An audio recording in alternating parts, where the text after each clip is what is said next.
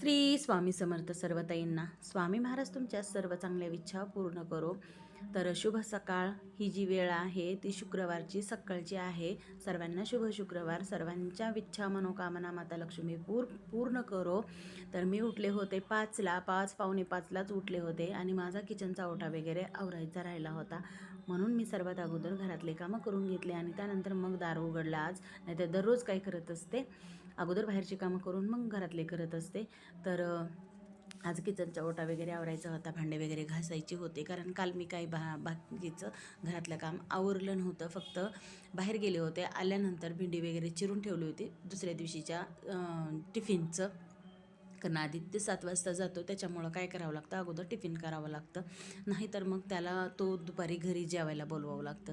त्याच्यामुळं मी आज ते बाकीची मधली कामं केली. लवकर उठले होते, 4:45लाच, म्हणजे 4:30 4:45लाच उठले होते. ते अगोदर केले, भांडे वगैरे घासले, किचनचा ओटा आवरला आणि मग दार उघडून दारा स्वच्छ केलं. कारण दरवाजा जर स्वच्छ नाही केला आणि बाकीचे आंघोळ केली आणि स्वयंपाकाला जर लागलं तर काय होतं माहिती आहे का, आपल्या घरामधली जी निगेटिव्हिटी आहे ती आपल्या घरामध्ये येते आणि विनाकारण काही नसताना आपल्या घरामध्ये कलह होतो, किंवा आपल्या काम जे काही आपण करतो त्या कामाला यश भेटत नाही, वायपट खर्च होतो. कारण कसं असतं बघा, रात्रभर आपल्या दारामध्ये का नाही पितृ बसलेले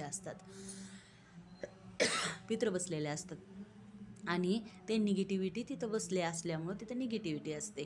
आणि माता लक्ष्मीची बहीण अक्काबाईसुद्धा घरामध्ये प्रवेश करते, कारण ती जर आपल्या घरामध्ये प्रवेश केली तर आपल्या घरामध्ये दरिद्री येते, अशांतता येते, भांडण होतात, कलह होतात, विनाकारण दवाखाना लागतो, वायपट खर्च होतो.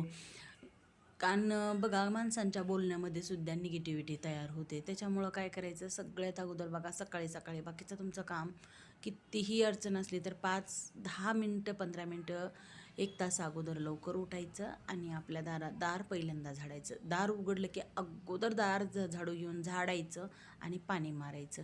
जोपर्यंत आपण दार झाडत नाही, दारात पाणी मारत नाही, तोपर्यंत आपल्या घरातली निगेटिव्हिटी निघून जात नाही.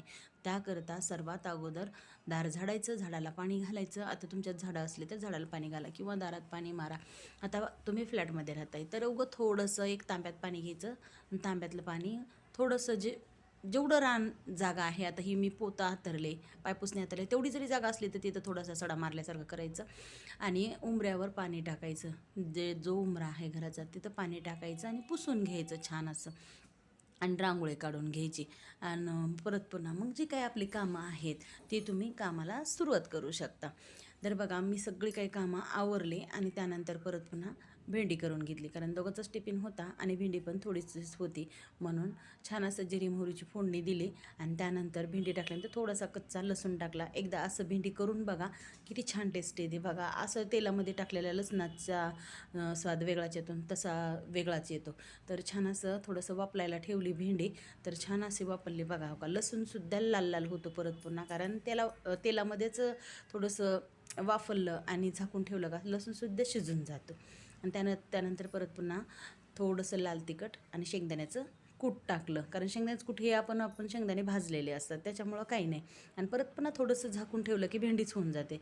आणि बघा, शेंगदाण्याची चटणी खायची होती आदित्याला, म्हणून थोडंसं मीठ, 2 लसणाच्या पाकळ्या आणि लाल तिखट टाकून मिक्सरमध्ये वाटून घेतली. आता ही खलबत्त्यातली चटणी इतकी भारी लागली असती, पण आता इथं कसं माझ्याकडे खलबत्ता वगैरे नाही, आणि जो माझा खलबत्ता आहे लोखंडाचा त्याच्यावरचं वाटायचं नाही, त्याच्यामुळे मी लसूणसुद्धा बघा बेलण्यानं वाटते. आता जेव्हा मला भेटेल तेव्हा मी नक्कीच घेऊन येईन.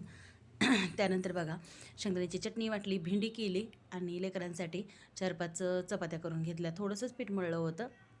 आदित्यचा टिफिन भरला आणि त्याचं काम केलं अगोदर आणि चहा वगैरे दिला त्याला. चहा चपाती खाल्ली त्यानं आणि कॉलेजला निघाला, कारण त्याचं जोपर्यंत काम आवरत नाही तोपर्यंत मला बाकीचं काही सुधरत नाही, म्हणून मी त्याला अगोदर देते करून आणि मग परत पुन्हा बसते बाकीची माझी कामं करत. तर त्याचं दिलं, किचनचा ओटा वगैरे आवरला आणि देवपूजेला लागले. देवपूजा कसं माहीत आहे का, बुधवारी मी नुसती देवपूजा केली होती, देव वगैरे काही स्वच्छ केले नव्हते. तर आज सगळे शुक्रवार असल्यामुळं सगळे देव स्वच्छ केले, कुंचन सेवा केली, सगळं स्वच्छ केलं. देवघर वगैरे स्वच्छ केलं, देवघर पण स्वच्छ केलं. अमावस्या दिवशी देवघर स्वच्छ केलं, तर फक्त देव स्वच्छ करायचे राहिले होते माझे. तर देवाची मी तशीच पूजा केली होती, जशी आपण रोजची करतो तशी पूजा केली, फक्त देव पितांबरीनं घासले नव्हते.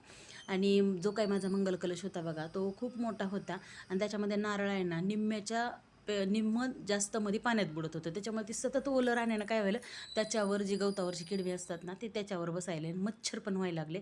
म्हणून मी जी तांब्या आहेत ह्या स्टीलच्या तांब्यात ठेवले, कारण दुसरा जो तांब्याचा तांब्या आहे तर त्या तांब्यात बसत नव्हतं, म्हणून स्टीलच्या तांब्यात मंगल कलशाची स्थापना केली. शेवटी भाव महत्त्वाचा असतो, काय धातू आहे कसं आहे करण्यापेक्षा.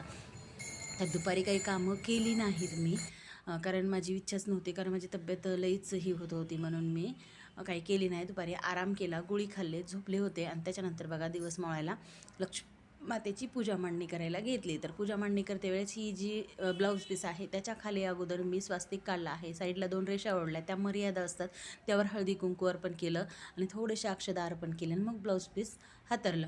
आणि त्यावर बघा माता लक्ष्मीचा फोटो ठेवला आहे, त्या फोटोखाली मी थोड्याशा अक्षदा आणि तांदूळ ठेवलेले आहेत, त्या तांदळावर थोडे लक्ष्मी मातेचा फोटो आणि त्यावर अक्षदा ठेवल्यात थोड्याशा त्याच्या खाली, आणि त्यावर हळदी कुंकू अर्पण करून मग माता लक्ष्मीचा फोटो ठेवला आहे. आणि त्यानंतर बघा साईडला मंगल कलशाची म्हणजे कलशाची स्थापना केली, त्या कलशाच्या खाली थोडेसे तांदूळ आहेत. त्यानंतर त्या कलशाला मी 8 रेषा ओढल्यात, म्हणजे अष्टलक्ष्मी म्हणून 8 हळदीच्या आणि 8 कुंकाच्या ओढल्यात. त्यावर वाटी ठेवली, त्या वाटीत तांदूळ ठेवलेत, त्या तांदळावर त्यानंतर वाटीत सोन्याचा दागिना किंवा चांदीचं दागिना किंवा तोही नसेल तर 1 रुपयाचं नाणं ठेवायचं, आपल्याकडे जे आहे ते ठेवायचं. परत पुन्हा गणपती बाप्पाची मूर्ती असेल गणपती बाप्पांची मूर्ती ठेवा, नसेल तर सुपारी ठेवा आणि 1 रुपया ठेवायची, त्यावर सुपारी ठेवायची. परत पुन्हा लक्ष्मी मातेची मूर्ती असेल तर ठेवा, नसेल तर 1 रुपयाचं नाणं त्यावर लक्ष्मी माता ठेवा आणि अभिषेक करा त्या सुपारीचा, की मूर्ती असेल तर मूर्तीचा करा. त्यानंतर परत पुन्हा सगळ्यात महत्त्वाचं असेल तर फोटो असला तरी बरं, नसलं तर वैभवलक्ष्मीची व्रतपुस्तकं आहे ते ठेवा आणि त्याची पूजा करा. त्यानंतर सर्वात अगोदर पूजा सुरुवात करताना सर्वात स्टार्ट म्हणलं तर श्रीयंत्राला वंदन करायचं. श्रीयंत्र असलं श्रीयंत्र ठेवा, नसल तर श्रीयंत्र पुस्तकाच्या पाठीमागं आहे, व्रतपुस्तक जे व्रताचं पुस्तक आहे त्याच्या पाठीमागं श्रीयंत्र आहे, त्याला सर्वात अगोदर वंदन करा. कारण लक्ष्मी माता ही श्रीयंत्रानेच संतुष्ट होते, त्यामुळं श्रीयंत्राला वंदन करा. आणि त्यानंतर परत पुन्हा अष्टलक्ष्मी आहेत या पुस्तकामध्ये, त्यांना वंदन करा आणि म्हणा की हे धनवैभव लक्ष्मी माता, तू जशी शीलाची मनोकामना पूर्ण केलीस तशी आम्हा सर्वांची मनोकामना पूर्ण कर, आम्हा सर्वांना सुखी ठेव, आम्हा सर्वांचं कल्याण कर, असं म्हणून प्रार्थना करून सगळ्या अष्टलक्ष्मीचं दर्शन घ्यायचं आहे. विजयलक्ष्मी माता, ऐश्वर्य लक्ष्मी माता, सगळ्या आदिलक्ष्मी माता, संतान लक्ष्मी माता, ह्या सगळ्या लक्ष्मींचं दर्शन करायचं. आणि त्यानंतर परत पुन्हा बघा काय करायचं, लक्ष्मीस्तवनाचा पाठ करायचा, लक्ष्मीस्तवन वाचायचं, त्याचा भावार्थ वाचायचा. त्यानंतर परत पुन्हा जो वाटीत दागिना ठेवला आहे आपण किंवा 1 रुपयाचं नाणं ठेवलं आहे त्याला हळदी कुंकू अर्पण करायचं. लाल फूल अर्पण करणं खूप महत्त्वाचं आहे. आता याच्यात गुलाबाचं फूल माता लक्ष्मीला खूप प्रिय आहे, गुलाबाचं फूल अर्पण करा. लाल किंवा जास्वंदाचं असेल तर जास्वंदाचं करा, शक्यतो तर लाल गुलाबाचं फूलच आणा आणि माता लक्ष्मीला अर्पण करा. आणि त्याच्यानंतर परत पुन्हा तुम्ही कहाणी वाचायला सुरुवात करा. कहाणी वाचल्यानंतर माता लक्ष्मीची, गणपती बाप्पांची आरती करायची. अगोदर गणपती बाप्पाची करायची, मग माता लक्ष्मीची आरती करायची. त्यानंतर परत पुन्हा शांत चित्तानं बसून 11 वेळेस जय लक्ष्मी माता, जय लक्ष्मी माता असा जप करायचा. आणि त्याच्यानंतर परत पुन्हा जो काही तुम्ही नैवेद्य केलेला आहे की खडीसाखर, गूळ, जे काही प्रसाद केलेला आहे ते लक्ष्मी मातेला नैवेद्य दाखवायचा. आणि खडीसाखर किंवा गूळ ठेवलेला आहे तो सगळ्या घरातल्या माणसांना प्रसाद द्यायचा. सगळ्यांनी मिळून आरती करायची, घरामध्ये आरती सगळीकडे फिरवायची, जेणेकरून आपल्या घरामधली जी काही निगेटिव्हिटी आहे ती सगळी निघून जावी, आपलं घर पॉझिटिव्ह व्हावं, आपल्या घरामध्ये कसलीही वाईपट शक्ती प्रवेश करू नये. लक्ष्मी मातेची बहीण अक्काबाई आपला उंबरा ओलांडून कधीच येऊ नये याची काळजी घ्यायची. आणि हा जो व्हिडिओ आहे तो बघा शनिवारचा आहे. शनिवारी सकाळी 15 ऑगस्ट होती, 15 ऑगस्टचा दिवस होता आणि सकाळी सकाळी मुलं खूप छान अशी पर्वत फेरी म्हणायचो आम्ही, तर त्यांची रॅली निघाली होती 15 ऑगस्टची. आणि त्याच्यानंतर परत पुन्हा मी माझी जी काही कामं होते ती सगळे काही कामं केले. स्वयंपाक वगैरे काही केला नव्हता, मुलं शाळेत गेली होती त्याच्यामुळं स्वयंपाक केला नाही. मी दवाखान्यात गेले होते, माझी दाढ दुखत होती त्याच्यामुळं कॅप बसवण्यासाठी गेलते. आणि दवाखान्यातून आल्यानंतर मी दवाखान्यात जायच्या अगोदरच रवा, दही टाकून आणि मीठ टाकून भिजत ठेवला होता. आणि त्याच्यानंतर आल्यानंतर मुलांसाठी इडली करायची होती, कारण जे काही देवाला नारळ फोडलेली होती अमावस्या दिवशी ती नारळ होती. त्याच्यामुळं म्हणलं चला काहीतरी करावं मुलांसाठी, म्हणून रव्याची इडली केली. कारण उडदाची डाळ आणि तांदूळ भिजू घालायला मला काही असं एवढं डोक्यात आलं नाही की आता आपण हे भिजू घालावं. परंतु अनुष्कानं नाव काढलं की मम्मी इडली खायची म्हणल्यानंतर म्हणलं चला झटपट होणारी आता इडली आहे तर रव्याचीच इडली आहे. म्हणून मी दवाखान्यातून येईपर्यंत छान असं सारण भिजलं होतं. त्याच्यानंतर परत पुन्हा इडली करून घेतली. याच्यामध्ये टाकलं आहे बघा दही, मीठ तर आपल्याला लागतंच, दही आणि खायचा सोडा, हे दोनच मेन आहे. दही आणि खायचा सोडा जर व्यवस्थित टाकला तर छान होते इडली. दही का टाकायचं, फुगते पण आणि थोडासा आंबूसपणा येतो त्या इडलीला, आणि खायच्या सोड्यानं इडली फुगते. त्याच्यामुळं खायचा सोडा टाकला आणि छान अशी इडली करून घेतली मुलांसाठी, त्यांना पण बरं वाटतं म्हणून इडली केली. आणि त्याच्यानंतर बघा परत पुन्हा थोडीशी चटणी केली मुलांसाठी. तर चटणी अशी केली मी की त्याच्यामध्ये जास्त काही टाकलं नाही, कारण खोबरं होतं म्हणून संध्याकाळी मला स्वयंपाक करायचा होता म्हणून तेवढी जास्त काही मी चटणीसुद्धा केली नाही. चटणीमध्ये बघा हिरव्या मिरच्या, खोबरं आणि हे टाकलं होतं दही, कारण दह्यानं खूप छान होते. एकदा करून बघा, कारण कसं आहे मला पण माहीत नव्हतं हे. याच्या अगोदर मी जेव्हा चटणी केली ना तेव्हा काय केलं तर त्याच्यामध्ये थोडंसं दही टाकलं होतं, इतकी छान लागत होती चटणी की खूपच छान लागत होती. म्हणून मी काय केलं, 5-6 लसणाच्या पाकळ्या, हिरवी मिरची आणि ओलं खोबरं टाकलं.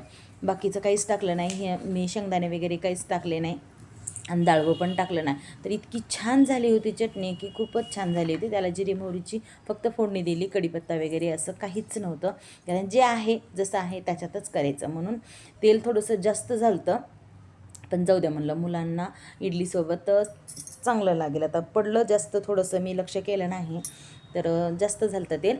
आणि चटणी केली होती कारण आत्तापुरती जेवढी त्यांना खायची होती तेवढीच केली होती, कारण जास्त नव्हती केली, थोडीशीच केली होती, कारण इडलीचे भांडे पण 2च लावले होते म्हणून चटणी बी तशीच थोडीशी केली. तर छान झालती. आणि इडली बघा किती छान अशी फुगली आहे, भरपूर अशी मस्त अशी इडली फुगली होती, एकदम टम फुगली होती. आणि त्याला कसं ती खायचा सोडा व्यवस्थित झाला आणि दही झालं तर इडली छानच होते बरं का. रव्याची सुद्धा एकदा नक्की करून बघा, खूप छान अशी होते. तर मुलांनी तर मस्त अशी आवडीनं खाल्ली, कारण भरपूर अशी असतं हे झाली होती, लुसलुशीत झाली होती, अशी हे नव्हती झाली. आणि कधी बघा खायचा सोडा कमी पडला ना, याच्या अगोदर झालं तर माझ्यासोबत खायचा सोडा काय माहिती तो बहुतेक कसं माहिती आहे का, त्या खायच्या सोड्यानं इडलीच फुगली नाही. टाकला होता जसा होता तसाच पण फुगली नव्हती. तर आज बघा किती छान असं मस्त अशी इडली फुगली होती, जशी आपली असते ना तशीच, फक्त ही रव्याची होती. असं वाटतही नव्हतं की ही रव्याची आहे, पण शेवटी तांदूळ आणि उडदाच्या डाळीची वेगळीच आणि ही वेगळीच, याची टेस्ट वेगळीच होती. पण दही टाकल्यामुळं थोडंसं आंबूस लागत होतं आणि दही पण चांगलं भरपूर असं टाकलं होतं. आणि चटणी पण खूप छान अशी झाली होती आणि मुलांनी आवडीनं खाल्ली. खूप छान असं वाटलं त्यांना, कारण त्यांनी शाळेत जाऊन आले होते, 15 ऑगस्ट होता आणि आल्या त्यांना भाजी चपाती खायची इच्छा नव्हती, त्याच्यामुळं ते करून दिलं. आणि त्याच्यानंतर परत पुन्हा बघा स्वयंपाक वगैरे काही केला नाही, कारण 3 वाजले होते. त्याच्यानंतर परत पुन्हा दळण केलं आणि संध्याकाळचा स्वयंपाक केला. याच्या पुढचं तुमच्यासोबत काही शेअर केलं नाही. व्हिडिओ जर आवडला तर लाईक करा. सर्वांना श्री स्वामी समर्थ.